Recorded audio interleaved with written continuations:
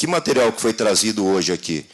Foi trazido um breve resumo de um mandato de 1 ano e 9 meses, e eu acho que a gente, às vezes, acha até que foi mais longo esse mandato, tal a quantidade de eventos e atividades e a sua produção legislativa, mas foram apenas 1 ano e 9 meses. E isso está, de alguma maneira, sintetizado. Eu sei que tem gente que já está reclamando, a Cecília, não sei se ela já está aí, tem gente que gostaria que houvesse mais espaço para outras atividades e iniciativas, como é o caso do que consta desse 4º caderninho nosso, que é a chamada saúde integrativa. Os nossos colegas médicos que defendem o ato médico certamente não gostarão muito desta cartilha azul que vocês receberam, mas nós precisamos trabalhar com uma dimensão muito mais ampla das ações de promoção, de prevenção e de integração da saúde com outras políticas públicas e outros hábitos. Daí porque é um equívoco nós pensarmos a saúde a partir do profissional médico. E a gente tem a expectativa de que o nosso governo, nessa nova administração, possa diversificar a política de saúde para além do que é o senso comum, que são as ações de médicas individuais e curativas.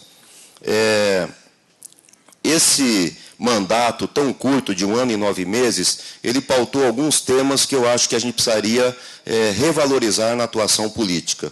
Um deles que eu queria destacar aqui é a ideia do Estado laico. Eu defendo o Estado laico. Eu não concordo que a política de saúde seja feita pelo viés religioso, seja de qualquer uma das suas matrizes. Então, eu apresentei na Assembleia Legislativa e na Câmara Municipal a ideia da saúde laica.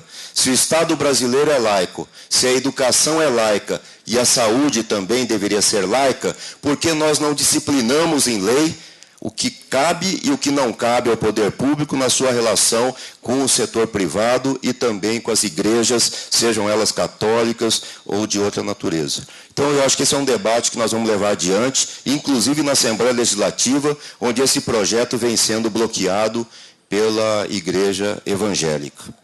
Segundo, as organizações sociais. A gente tem procurado chamar a atenção para a necessidade de um controle rigoroso por parte do poder público, e especialmente do nosso governo, em relação às organizações sociais. Peguem, por exemplo, o que está na internet de 48 horas atrás. Toda a direção do Instituto SAS, que era gestora do pronto-socorro de Perus, está presa. Na casa de um dos seus dirigentes foi encontrado quase R$1 milhão. Está disponível no nosso site. Há 48 horas eles atuavam em Itapetininga, estavam entrando em Americana e tiveram participação na cidade de São Paulo. Todos foram presos pelo GAECO, pelo Ministério Público, e estavam atuando na cidade de São Paulo. E dialogando com a gente, dialogando comigo, dialogando com a Juliana, participando de eventos aqui na Câmara Municipal, como se nada tivessem, como se fossem corretos. Instituto SAS. E tem parlamentares por trás desse instituto e desta organização social, qualificada pela Prefeitura de São Paulo.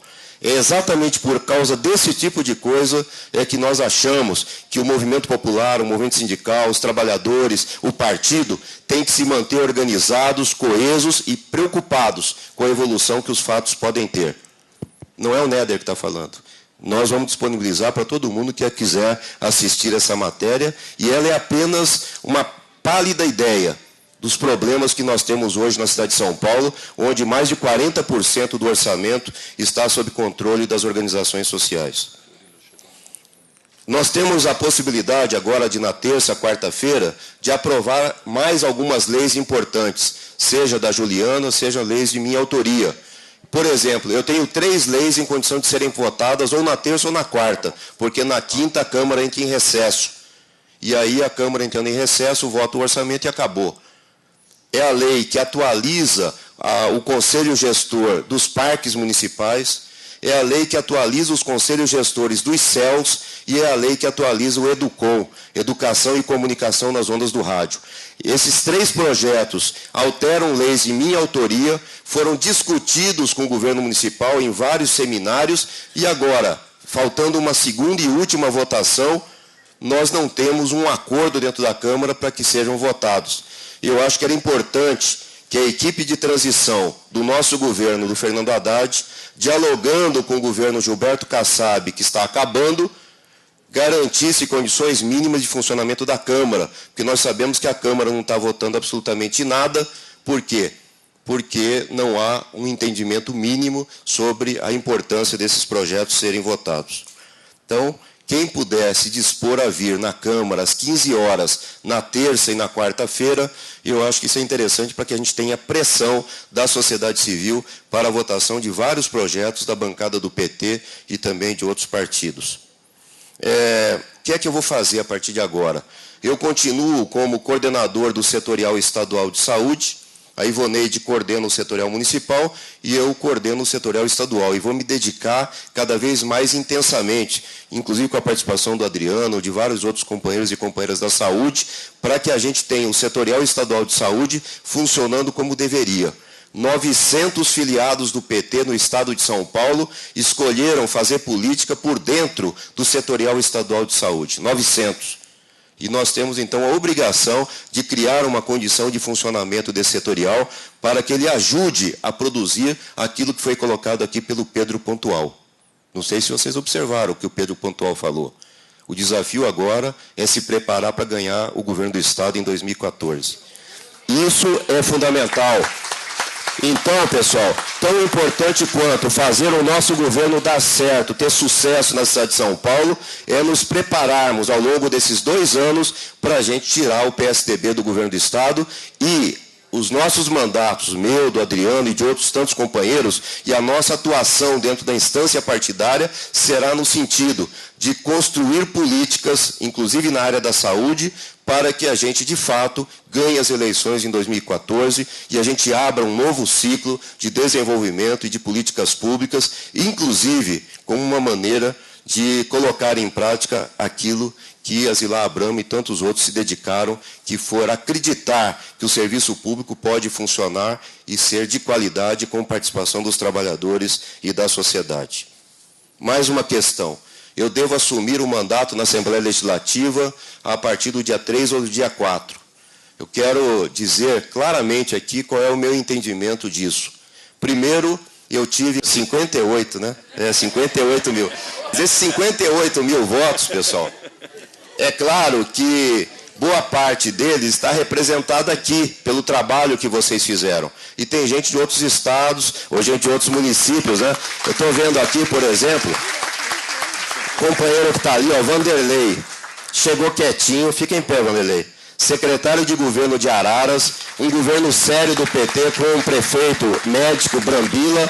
Ele viajou 160 quilômetros no carrinho dele, dirigindo, para vir aqui prestigiar nossa plenária. Obrigado aos companheiros de Araras. E a partir deles, eu quero também agradecer ao pessoal de vários outros municípios.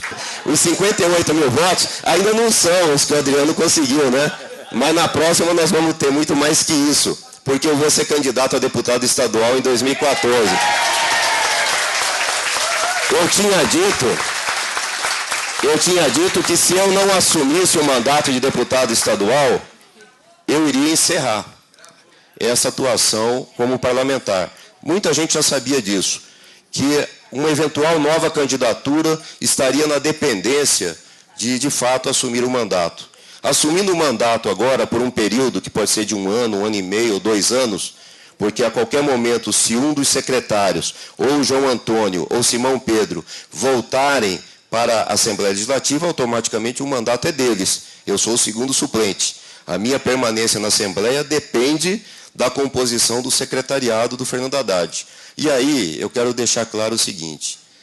Houve, e eu já falei isso, uma decisão política do prefeito eleito, Fernando Haddad, de me colocar na Assembleia. Não foi outra. Ele poderia perfeitamente ter composto o seu secretariado sem a participação de 2 deputados.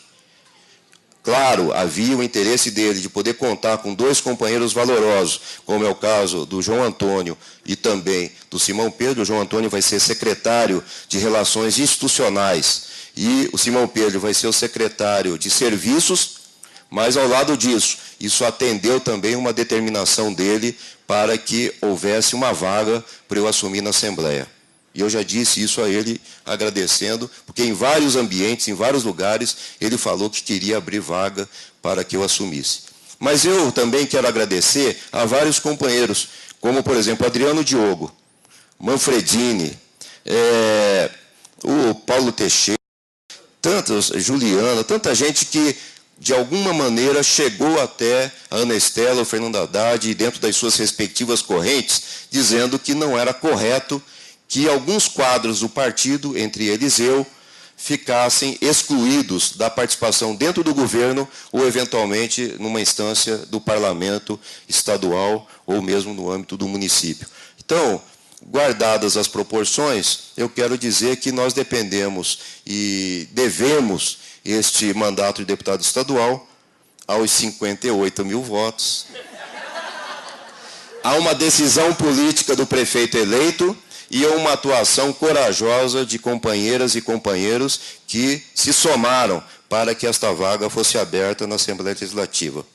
Eu acho que nós precisamos trabalhar seriamente com esta possibilidade da vitória em 2014, o que vai mudar significativamente o quadro político, inclusive com a possibilidade da reeleição da nossa presidenta Dilma, que acaba de se superar numa nova avaliação altamente positiva, né, nessa semana, e, ao mesmo tempo, projetar as candidaturas para deputado federal e deputado estadual. Quem sabe até se o Adriano não sai para federal, e a gente, pela primeira vez, consegue fazer uma dobrada aí, o Adriano Diogo com o Carlos Neder. Tá bom, gente? E, por fim, eu acho que tem muita gente ainda, eu mesmo recebi centenas de mensagens de pessoas não entendendo o porquê que eu não fui chamado para a área da saúde. Eu acho que a gente não deve ficar remoendo isso, né? Houve uma decisão de cunho estratégico, ela deve estar olhando para 2014, espero que tenha sido acertada a decisão, que ela se mostre correta, e no que depender da gente, eu acho que a gente tem que colaborar para que o governo seja bem sucedido e que na área da saúde nós possamos colocar em prática tudo aquilo que nós incluímos no programa tão elogiado que nós fizemos coletivamente para a área da saúde.